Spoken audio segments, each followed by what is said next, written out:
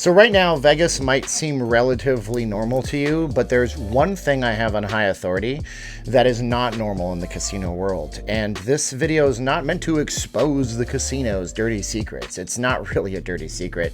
Casinos are lacking one thing to really get back to normalcy, but it looks like they're making up for it in different ways. We're going to talk about what's really changed, and it's not anything you don't know. My name is Steven, by the way. I'm not leaving Las Vegas. I'm a Vegas blogger. Be sure to like, share, subscribe, hit the bell for future notifications, and leave us a comment below. Do you play table games? And if you play them, do you play them in Vegas or do you take your business somewhere else? Because I've heard a lot of people might be taking their business somewhere else. If you guys want to support this channel, check out our channel sponsor, P9 Magazine, over on Instagram. I'm wearing this shirt. Now, if you know any people from the Philippines, they'll tell you that the Burr months are Christmas months: September, October, November, December. My wife bought this from a thrift store. I don't know how old it is. I love it. And so our channel sponsor is P9 Magazine over on Instagram. There's your kind of rollover to that. And actually, it's a Filipino fashion brand that's starting their entire journey and kind of like getting it out there in Vegas. They have stuff in Times Square all over the world, but they're renting the Resorts World billboard, and they're making a big impact. And they're paying me to mention them on my channel. They're our channel sponsor, so check them out on Instagram. They're paying us in crypto. I'm starting a crypto channel soon. Everybody who emailed me, you'll get an email back soon with the channel, so thank you guys so much. Anyways, also check out our other Filipina-based thing. It's VegasFaceMask.com. My wife makes these, no S at the end. 2 for $25. We have Vegas themed stuff. If you got to wear a mask for work, we have solid colors. VegasFaceMask.com, the only two that you'll ever need. Okay, so the reason I asked you guys if you play table games is because that's what the casinos are lacking. They're lacking revenue from table gamers, and they're lacking revenue from whales that have yet to come back into Vegas. And I know it sounds crazy because you would figure, shouldn't these people be like just rip rare and ready to go to travel? But the answer is no, and I think I have a theory on that too. See, a couple of months ago, it came to light a couple of months ago that the infection rate had shifted for COVID cases. We went from one sector of people being highly, highly affected by COVID to another entire socioeconomic class of people being affected by COVID.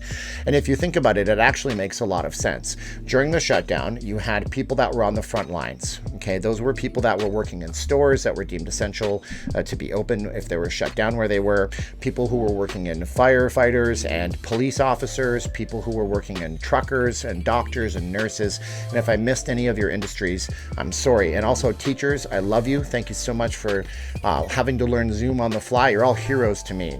If I missed anybody, doctors, nurses, healthline, dental, all that stuff, those people put themselves at risk. A lot of those people, I suspect, and I'm not a doctor and this is not medical advice, had asymptomatic versions of COVID and fought through them, or got full-blown COVID and now they have antibodies. And a lot of those people were forced to get vaccines or else lose their jobs, and a lot of them did.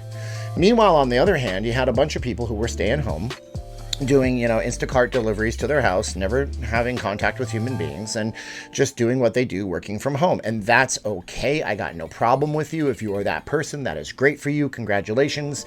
You worked really hard to get a good education, and that's cool too.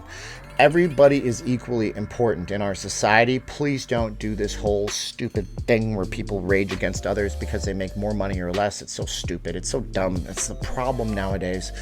It's not my point. My point is those people were not traveling as much. They're not going out to do things as much.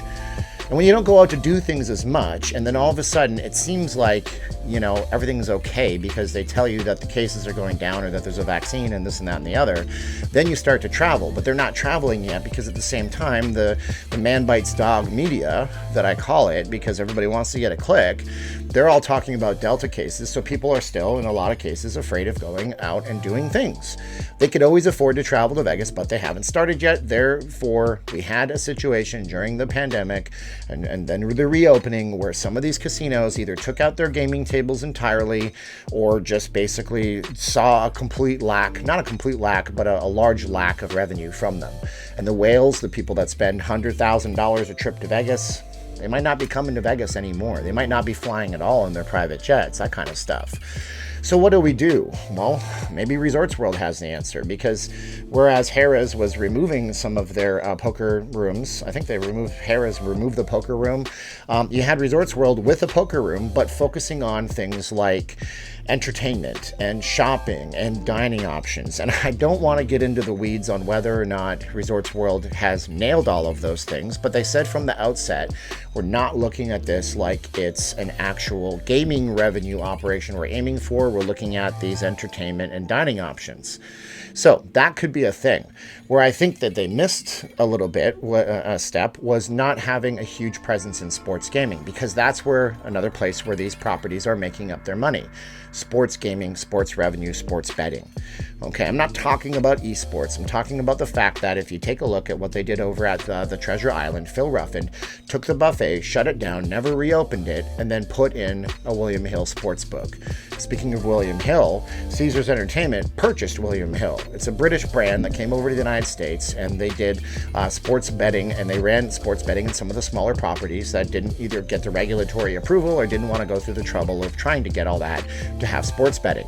So now they own sports betting. Sports betting has been huge for these properties. Massive kajunga, because people were dying to watch live sports. And even though last year there weren't any fans in the stands, now there are.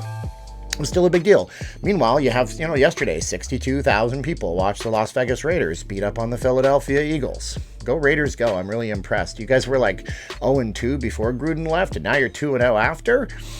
I'm not saying it was a Gruden problem, but that's another channel for sports. I'm not a sports guy. But, then we have, 20,000 people, 18 to 20,000 people coming in for the Golden Knights. And if they don't even go to the game, they probably go to a bar somewhere. UFC, they're calling this the world's biggest stadium in Las Vegas. So they're finding their revenues in other places. That's my point. For everything that we lose, we gain some other thing. The question is, can we compete? Can we compete with downtown LA and their venues out there at the Staples Center? It's the Stopless Center if you're European, don't you know? Just kidding, it totally isn't. Can we compete with all of these giant things? It seems like so far we are, so it's a good thing for everybody that Vegas is competing, but it's a bad thing for the casinos who for decades had patterned themselves after luring in large $100,000 whales.